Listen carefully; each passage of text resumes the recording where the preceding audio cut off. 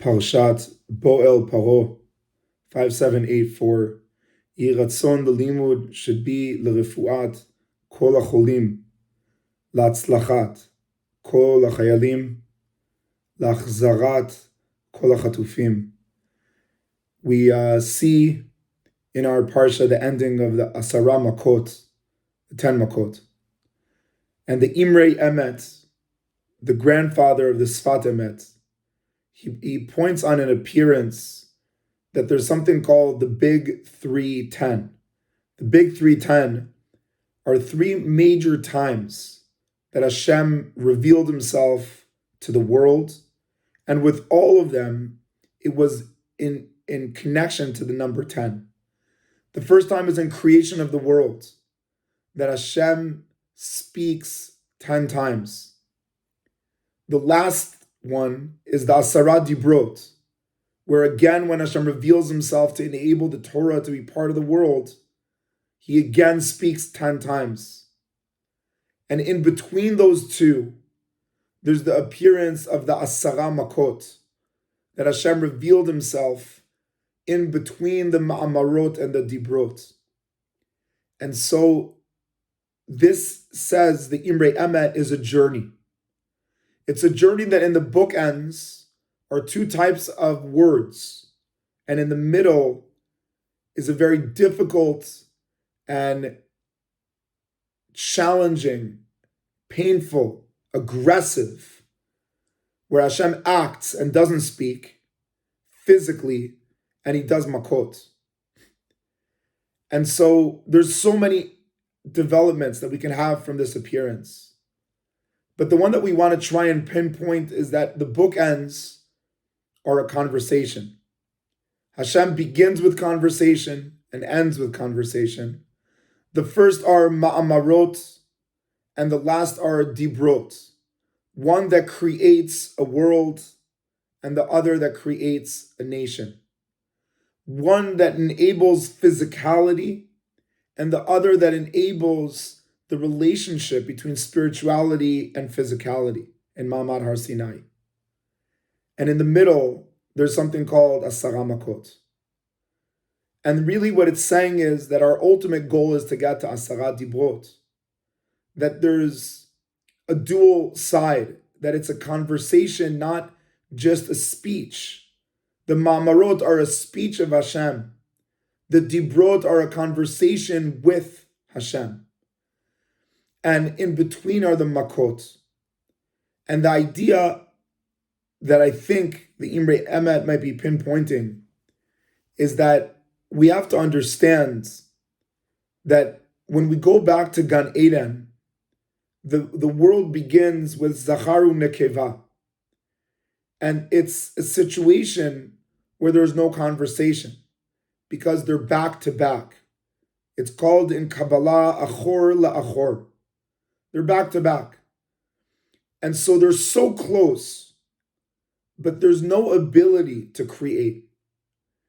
And they're linked to each other, but there's no ability to develop.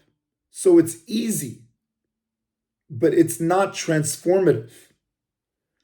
And with the Dibrot, we can see how many books have come out of it.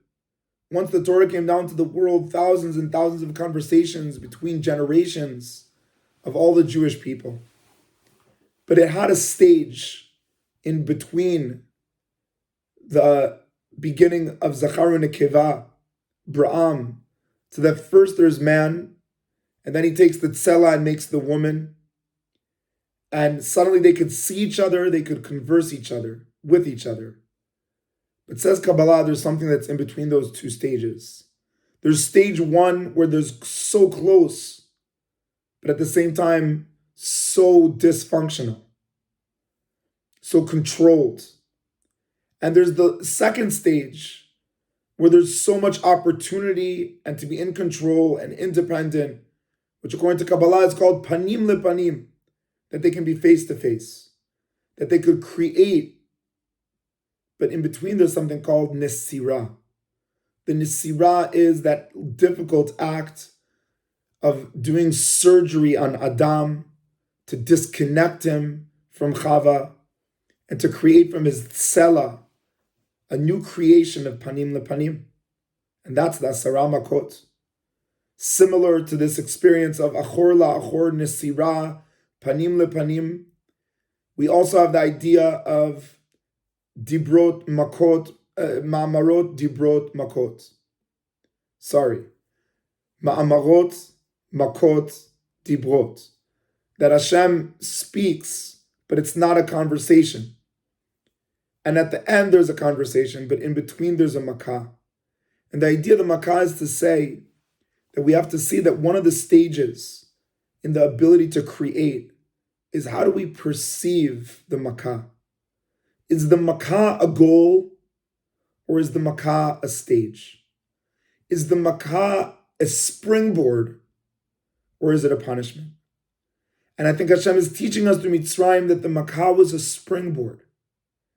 It was the need to enable people to become independent, which is exactly what teenagers experience when they're teenagers. That they begin so close to the parents, but they can't create. And then they get married later, but in between they're teenagers. And the experience of the teenager is the nesira, the makah, the division, the complicated situation that enables a higher level. We all know on the deepest level that we're experiencing in every moment these makot, these difficult nisirot, these challenging dma'ot. And we have to remind ourselves daily that this is not the goal, this is not the future.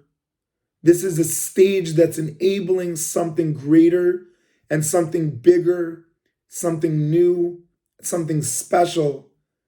And like the Lubavitcher Rebbe would teach us, that the only way that we can deal with the makot is if we view it as what's enabling Biat Mashiach Tzidkenu.